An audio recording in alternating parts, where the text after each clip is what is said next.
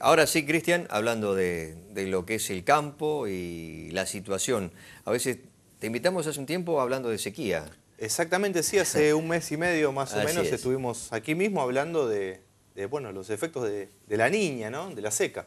¿Qué pasó en este mes? ¿Cambió el tiempo? Sí, bueno, evidentemente cambió el tiempo, es una cuestión también estacional. Tengamos en cuenta que se está retirando en esta parte del año, se está retirando la masa cálida, ¿no? De aire que se estacionó durante los meses de primavera y verano, y da lugar a una masa de aire frío que viene desde el sur, especialmente de la corriente de Malvinas, y bueno, ese choque, ese cambio en la atmósfera es lo que produce las precipitaciones que generalmente tienen lugar sobre principios del otoño, ¿no es cierto?, para esta zona del país, ¿no es cierto? Sobre todo las mujeres, ¿no? En casa se preguntan hasta cuándo este tiempo, Exactamente, ¿no? ¿hasta cuándo? Esa es la pregunta del millón, ¿no es cierto? Porque bueno, sí, operativamente no solo complica al campo, sino que también complica a la familia, Haciéndolo ¿no? más doméstico, ¿no? Exactamente, sí, sí, sí, no, y ya no queda más ropa.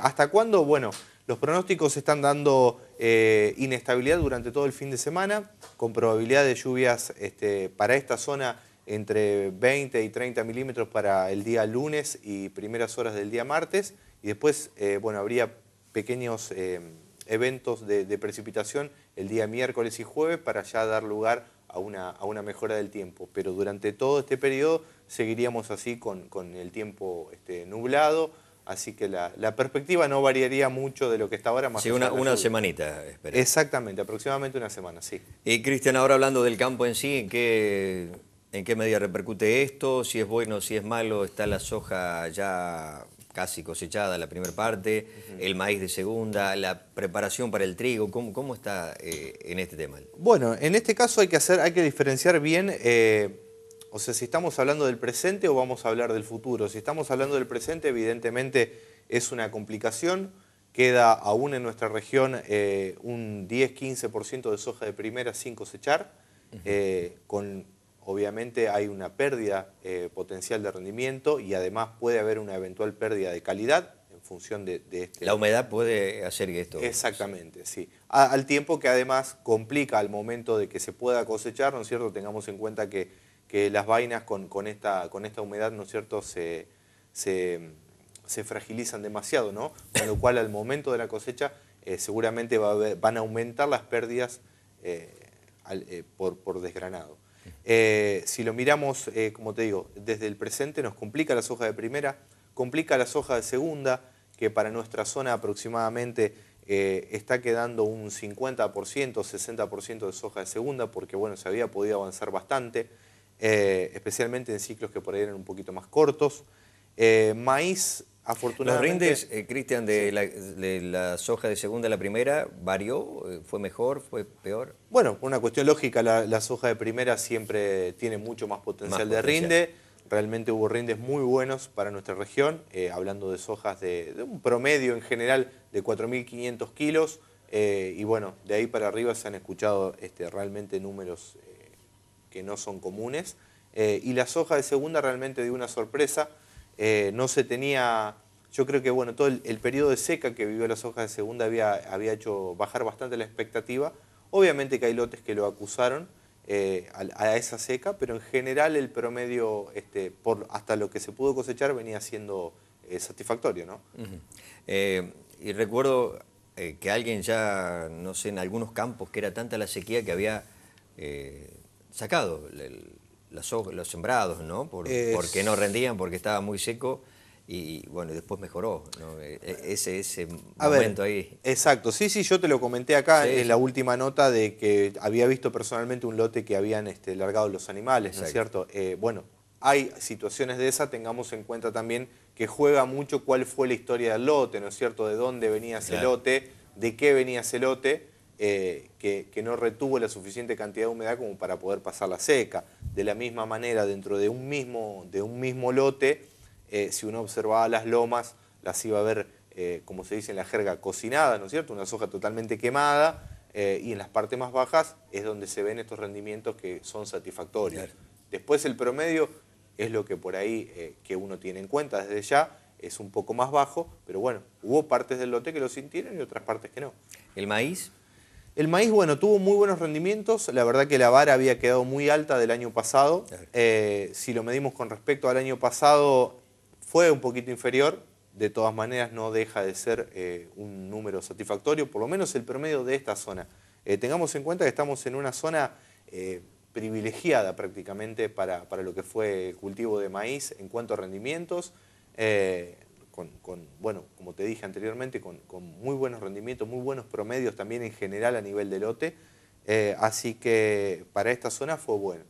Aquello que no se ha cosechado también lo perjudica como a la soja, el maíz, esperar a que pase el temporal.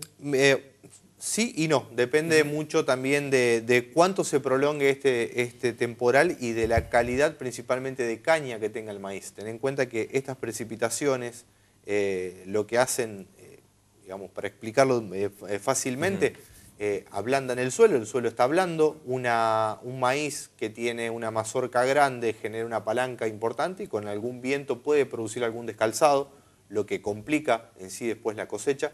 Eso por un lado, y bueno, algún maíz que eventualmente tenga algún tipo de problema de caña o que haya rendido demasiado con poca fertilidad, removiliza mucho la planta, debilita la caña, puede sufrir algún tipo de quiebre, descalzado o caída, teniendo en cuenta estas condiciones.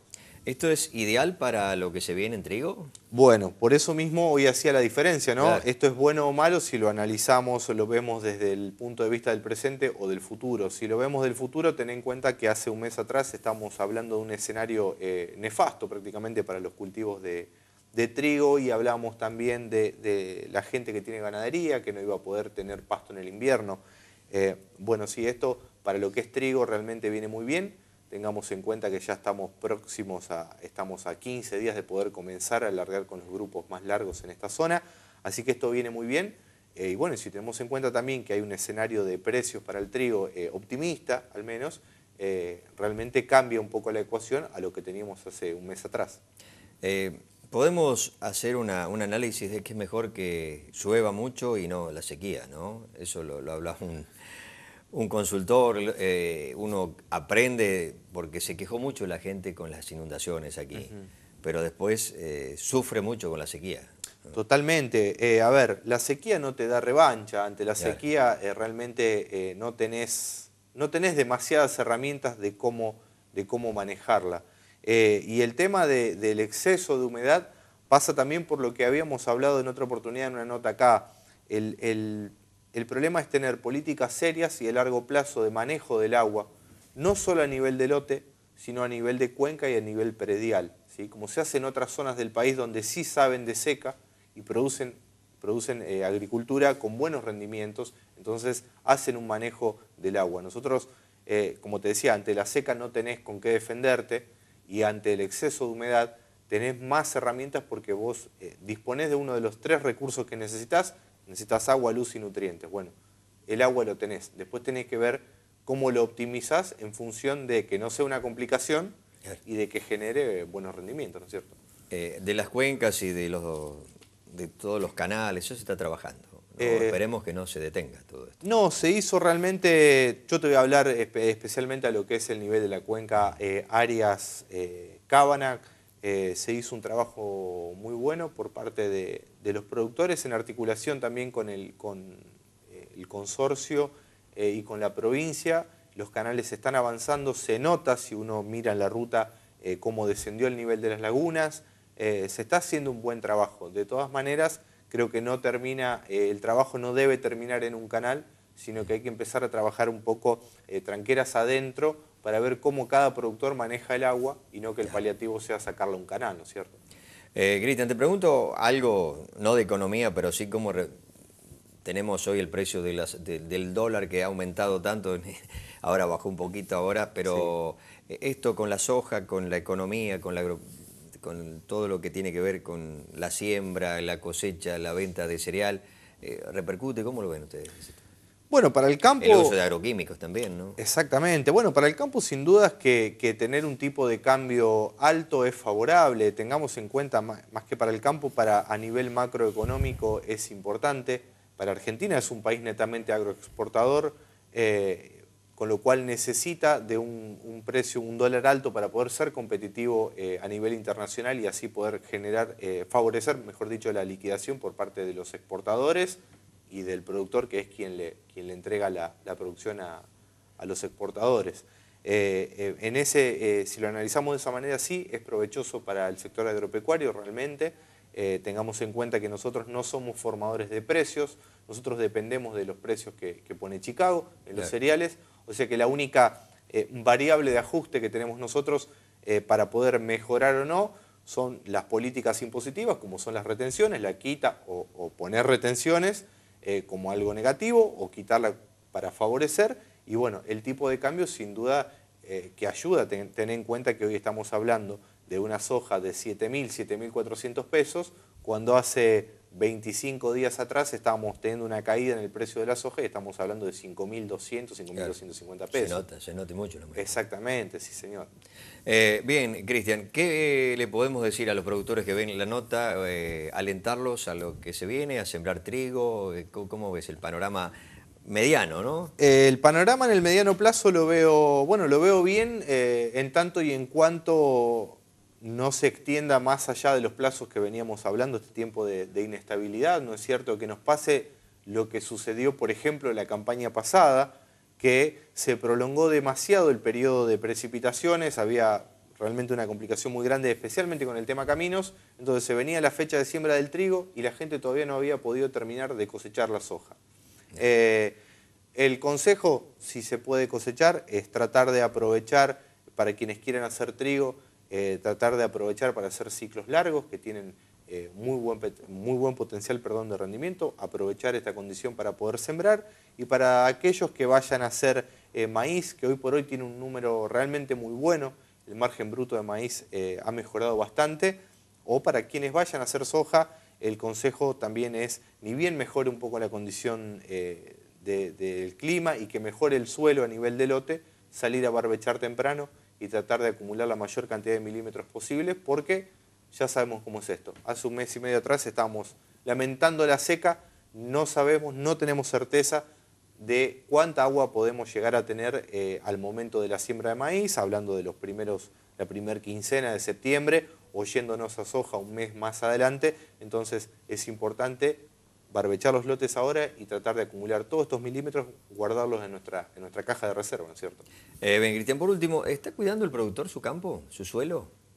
Hay un cambio de conciencia general, sí, es verdad, se ve un cambio de conciencia general, alentado principalmente por que, bueno, las políticas han favorecido a la rotación principalmente. Hoy la relación precio del grano, precio del fertilizante, la relación es muy buena, con lo cual, volviendo a lo primero, si hay políticas que favorecen la siembra de otros cultivos que no sea solamente soja, sino trigo o maíz, hace que el productor rote y eventualmente si rota con gramíneas tiene que fertilizar. Entonces, bueno, y volviendo a esta relación insumo-producto conveniente, el productor está volviendo a fertilizar el campo con muy buenas respuestas y rotando.